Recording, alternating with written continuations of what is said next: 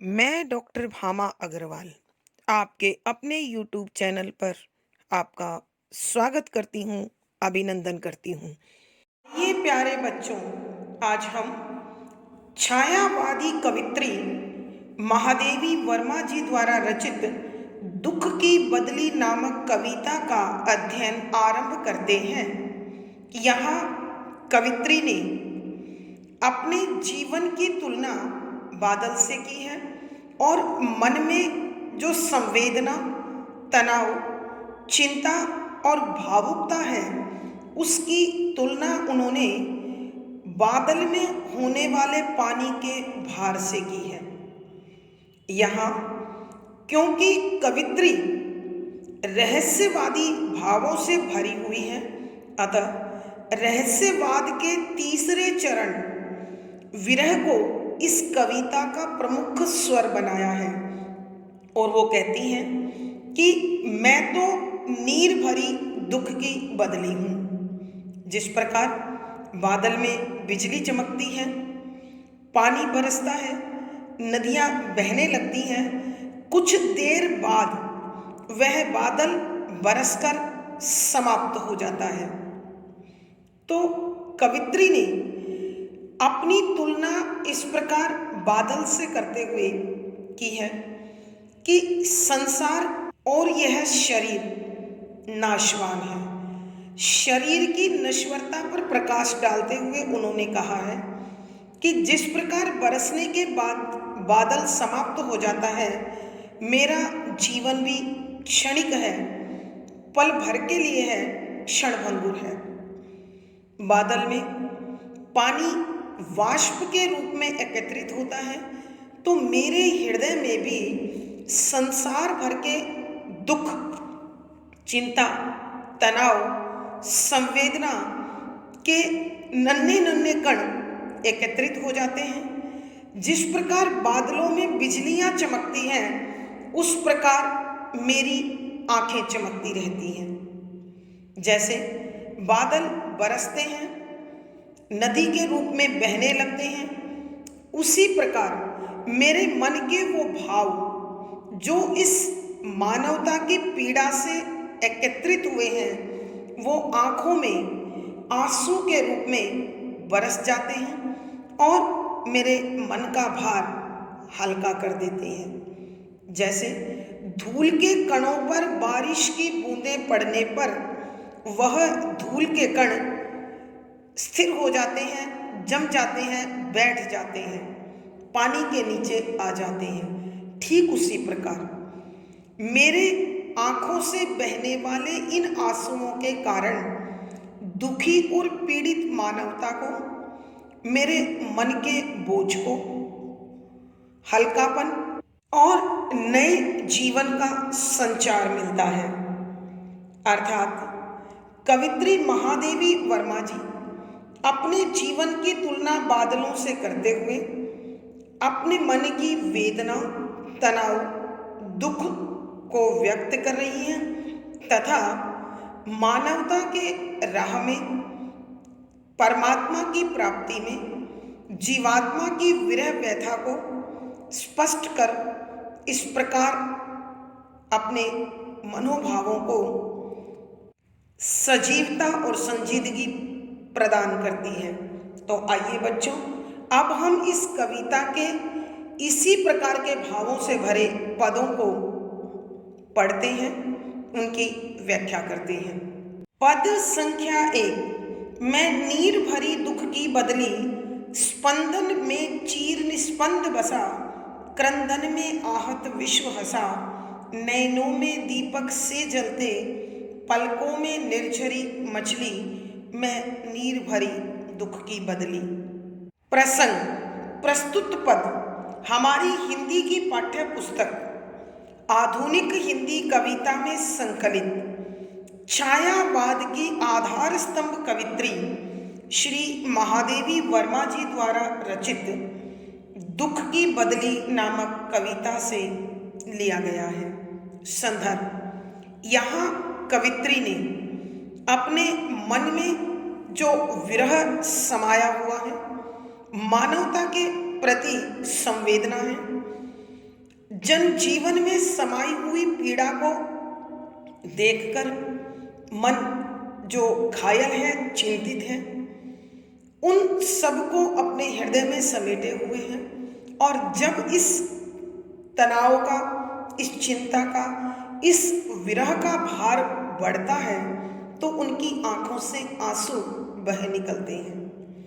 अपने इन बहते हुए आंसुओं के कारण ही, अपनी भावुकता के कारण ही, अपनी विरह व्यथा के कारण ही कवित्री ने अपने जीवन की तुलना बदली से की है और जीवन की क्षण भंगुरता को, क्षणिकता को, नश्वरता को दर्शाते हुए लिखा है कि व्याख्या, शब्दों के अर्थ साथ साथ। मैं कवित्री ने अपने लिए प्रयोग किया है। नीर जल भरी भरी हुई, दुख की बदली, दुख से बना हुआ बादल। दुख किस चीज का? जीवात्मा का परमात्मा से बिछुड़ने का और जीवात्मा द्वारा परमात्मा की प्राप्ति के लिए तड़फ का। पीड़ित मानवता का। स्पंदन, स्पंदन होता है कंपन, गति, स्फुरण, स्फुटन, यानी शरीर के विभिन्न भागों का धीरे धीरे कांपना। में चिर, हमेशा से। निस्पंद, स्थिरता, स्थायित्व, ठहरा हुआ, बसा बसा हुआ है। क्रंदन, रोना, रुदन। में आहत, पीड़ित, घायल। विश्व, संसार, हंसा, मजाक उड़ाता है, हंसता रहता है। नैनो, आंखों। में दीपक दिए से जलते के समान जलते हैं। पलक, आंखों के पर्दे। निर्झरनी, नदी जो झरनों से बनती है। मछली उछलकर बहने लगी। यहाँ कवित्री महादेवी वर्मा जी अपने जीवन की क्षणिकता को, नश्वरता को, क्षण भंगुरता को बादल के समानांतर देखते हुए, बादल के रूप में दर्शाते हुए लिखती हैं कि मैं तो पानी से भरी हुई दुख की बदली हूँ। अर्थात मेरे जीवन में अथाह दुख है, वेदना है, तड़फ है और परमात्मा से मिलने के लिए बेचैनी है। जिस प्रकार बादल में पानी भरा रहता है, उसी प्रकार मेरी आंखों में हमेशा आंसू भरे रहते हैं।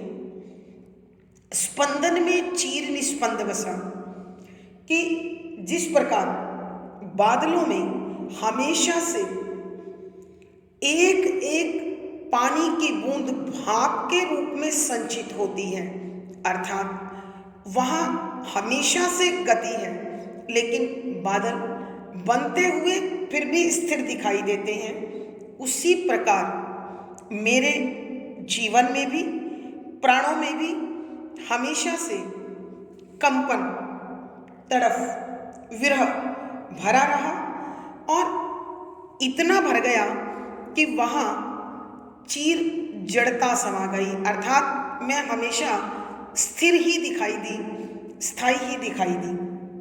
जिस प्रकार बादल गरजते हैं और सारा संसार उनके गरजने की आवाज़ सुनकर पानी की प्राप्ति के लिए, जल की प्राप्ति के कारण प्रसन्न हो जाता है, खुश हो जाता है, उसी प्रकार मेरे रोने से पीड़ित मानवता को, घायल मन को शक्ति मिलती है, नया जीवन मिलता है। जिस प्रकार बादलों में बिजली चमकती है, नैनों में दीपक से जलती, उसी प्रकार मेरी आंखों रूपी दीपक हमेशा चमकते रहते हैं, जलते रहते हैं। पलकों में निर्झरनी मछली, और जैसे बादलों में गरजना और बिजली के चमकने के बाद बूंदें बरसती हैं, और नदियों के रूप में बहने लगती हैं, ठीक उसी प्रकार मेरी भी आंखों से, पलकों से नदी के जल के समान अंतहीन आंसुओं की वर्षा होती है। अर्थात विरह में तड़फता हुआ मन, पीड़ित मानवता को देखकर व्याकुल मन, बेचैन हृदय जो दुख से भरा होता है, वह आंसुओं के रूप में बह निकलता है।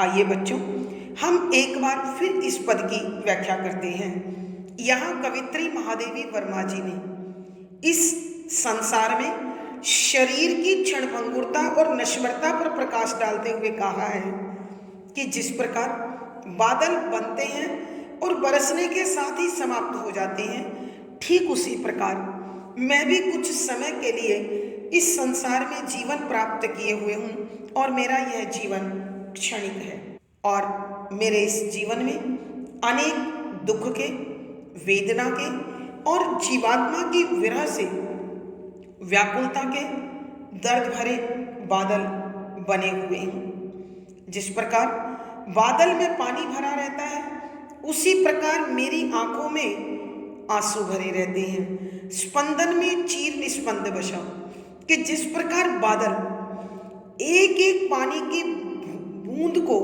भाप के रूप में समेटते हैं और बादल का रूप धारण कर लेते हैं और स्थिर दिखाई देते हैं, ठीक उसी प्रकार मेरे जीवन में भी पीड़ित मानवता को देखकर जो संवेदना जागृत होती है, वो हृदय की विरह में जाकर जुड़ जाती है। यह जीवात्मा परमात्मा से बिछड़ी और अब पुनः मिलन के लिए व्याकुल है, विरह व्यथित है। उस विरह का दर्द धीरे धीरे करके यह कंपन चीर जड़ता में बदलता चला गया, अर्थात मन में उसका भार एकत्रित होता गया। जिस प्रकार बादल में गर्जन होती है, ठीक उसी प्रकार मेरे रोने के कारण पीड़ित मानवता हंसने लगी, अर्थात उसमें नए जीवन का संचार हुआ, नई संघर्ष शक्ति जन्मी और फिर नए सिरे से उठकर अपने जीवन की ओर बढ़ चली। नैनों में दीपक से जलते कि जिस प्रकार पानी से भरे बादलों के बीच बिजली चमकती है, ठीक उसी प्रकार मेरे आंखों रूपी दीपक बिजली के समान जलते रहते हैं। पलकों में निर्झरनी मछली कि जैसे पानी का भार होने के बाद उचित तापमान मिलने पर बादल बरसने लगते हैं, ठीक उसी प्रकार मेरी आंखों से भी आंसू बहने लगते हैं, जो नदी की सीमा तक बह जाते हैं, अथाहीन बरसते हैं। और जब जब ये बादल बरसते हैं तो मेरे मन का भार हल्का हो जाता है और दुखी मानवता को, दुखी मन को शक्ति मिलती है, ताकत मिलती है, संघर्ष करने की प्रेरणा मिलती है। भावार्थ, कवित्री के कहने का भाव यह है कि बादल का निर्माण भाप भाप से होता है और उचित तापमान पर गरजना और बिजली के चमक के साथ बरस जाता है। ठीक उसी प्रकार मेरा जीवन भी बादलों के समान है, जहाँ दुख और पीड़ा के अनेक बादल एकत्रित हो चुके हैं। विशेष इन पंक्तियों में महादेवी वर्मा ने अपने मन की तड़फ को यथार्थ रूप में चित्रित किया है। शुद्ध साहित्यिक खड़ी बोली का प्रयोग है, करुण रस प्रसाद गुण है, लक्षणा शब्द शक्ति है, तुकांत छंद गे शैली और संगीतात्मकता समाई हुई है। इन पदों में अनुप्रास, रूपक, उपमा, विरोधाभास आदि अलंकारों का सुंदर सटीक प्रयोग हुआ है। पद संख्या 2, मेरा पग पग संगीत भरा, श्वासों में स्वप्न पराग झरा, नभ में नव रंग बुनते दुकुल, छाया में मलय बयार पली, मैं नीर भरी दुख की बदली। प्रसंग पूर्ववत संदर्भ, यहाँ इस कविता में कवित्री ने अपने जीवन की तुलना बादलों से की है। जिस प्रकार बादलों की गर्जन और चलने पर होले होले की गड़गड़ाहट एक विशेष प्रकार के संगीत को उत्पन्न करती है। जब वो बरसते हैं तो संसार में नए सपने सजते हैं, इंद्रधनुष बनता है और मलय पर्वत से बहने वाली पवन शीतल और सुगंधित हो जाती है। तो कवित्री ने उन्हीं भावों को इस पद में समेटते हुए लिखा है कि व्याख्या, शब्दों के अर्थ साथ साथ मेरा कवित्री ने अपने लिए कहा है। पग पग, हर कदम यानी हर एक कोशिश प्रयास संगीत भरा, आनंद से भरा हुआ, खुशी देने वाला। श्वास सांस में स्वप्न सपनों पराग महक झरा झर जाता हुआ, झड़ता हुआ, अर्थात कल्पनाओं की सुंदर महक। नभ आकाश में नव नया रंग रंग से भरा, बनते बन जाते हैं दुकुल। दुकुल माने दो किनारे अर्थात दुपट्टा। और यहाँ संभवतः इंद्रधनुष के लिए प्रयोग हुआ है, क्योंकि इंद्रधनुष के भी दो किनारे होते हैं। छाया कल्पना में, कृपा में, आभा में। मलय मलय पर्वत जिस पर सुगंधित वातावरण बनाने वाले वृक्ष हैं। बयार हवा, पली पलती है और फिर बहती है। यहाँ कवित्री महादेवी वर्मा जी बता रही है कि मेरा जीवन बदली के समान है। जिस प्रकार बदली क्षणिक होती है उसी प्रकार मैं भी क्षणिक हूँ।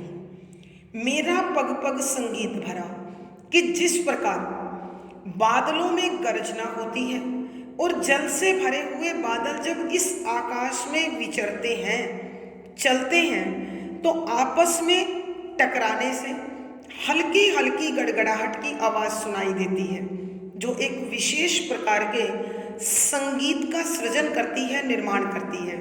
तो कवित्री कहती है कि मैं भी इस संसार में रहते हुए जो कार्य कर रही हूँ, जो प्रयास कर रही हूँ, उनमें संगीत है, उनमें आनंद है, उनमें खुशी है। एक तरफ मेरे मन को, दूसरी तरफ प्रतिपक्ष को, जिसके लिए वो प्रयास हो रहे हैं। श्वासों में स्वप्न पराग झरा। मेरे जीवन में हर सांस के लिए, हर जीव के लिए, हर तत्व के लिए सपनों का पराग झरता है। अर्थात कवित्री के कहने का भाव यह है कि मैं उस प्रिय शक्ति परमात्मा के लिए और इस संसार में पीड़ित मानवता के लिए प्रतिपल नई कल्पनाओं में खोई रहती हूँ। और उन कल्पनाओं में जो मैं निर्माण करती हूँ, जो मैं दृश्य रचती हूँ, देखती हूँ, उनमें एक अलग प्रकार की महक है, आनंद है।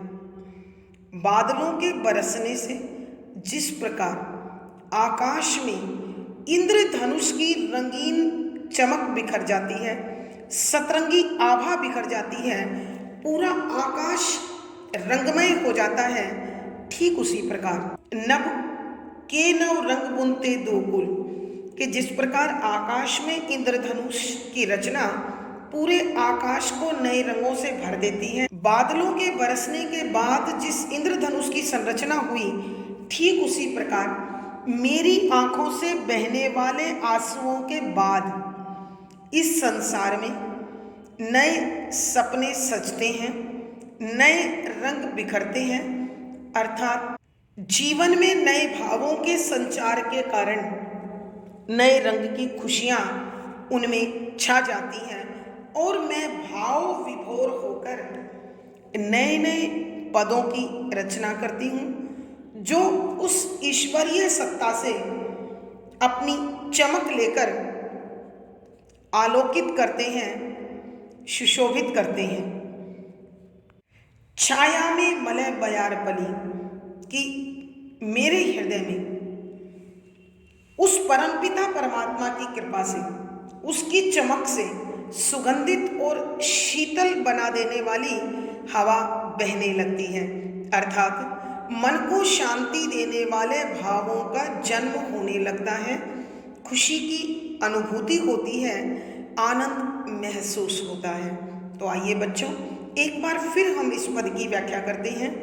यहाँ कवित्री महादेवी वर्मा जी अपने जीवन की तुलना बादलों से करती है और उसी प्रकार के भावों को स्पष्ट करते हुए लिखती है, मेरा पग पग संगीत भरा, कि जिस प्रकार बादलों के बीच गरजना और जल से भरे बादलों का आपस में टकराते हुए होले होले चलना तथा उसकी गड़गड़ाहट एक विशेष प्रकार के संगीत की रचना करती है, ठीक उसी प्रकार मेरे जीवन का हर कदम, हर कोशिश, हर प्रयास भी पीड़ित मानवता के हृदय में संगीत भरता है, आनंद भरता है, उत्साह भरता है, जोश भरता है। श्वासों में स्वप्न पराग झरा, मेरा जीवन हर सांस के लिए, हर जीव के लिए सपनों के नए महक भरे रंग बुनता है, अर्थात मैं उस परमपिता परमात्मा के लिए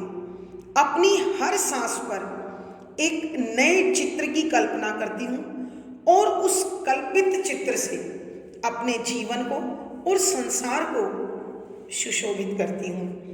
नभ के नव रंग बुनते दुकुल, कि वर्षा के बाद, बादलों के बरसने के बाद जिस प्रकार आकाश में नए रंगों से भरा हुआ इंद्रधनुष छा जाता है, ठीक उसी प्रकार मानवता से प्रेरणा पाकर और उस परमपिता परमात्मा की कृपा से मैं अनेक नए विषयों, नए रंगों, नए जोश, नई ऊर्जा से भरे पदों की रचना कर इस संसार को शोभायमान करती हूँ, नवीन प्रेरणा देती हूँ, नई शक्ति देती हूँ और नई कर्मठता प्रदान करती हूँ। छाया में मलय बयार चली, कि उसी परमपिता परमात्मा की कृपा में फिर मेरे हृदय में नई सुगंधित शीतल मलय पवन चलने लगती है।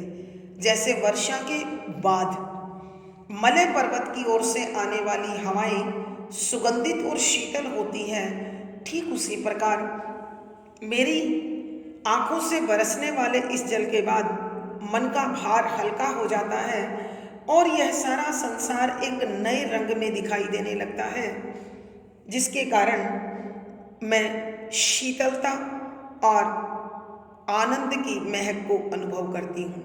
भावार्थ, कवित्री के कहने का भाव यह है कि जब मानवता के पथ पर अथवा परमात्मा के मिलन की राह पर कोई साधक कदम रखता है तो तुरंत उसे एक नई ऊर्जा, नई शक्ति, नया आनंद मिलना आरंभ हो जाता है।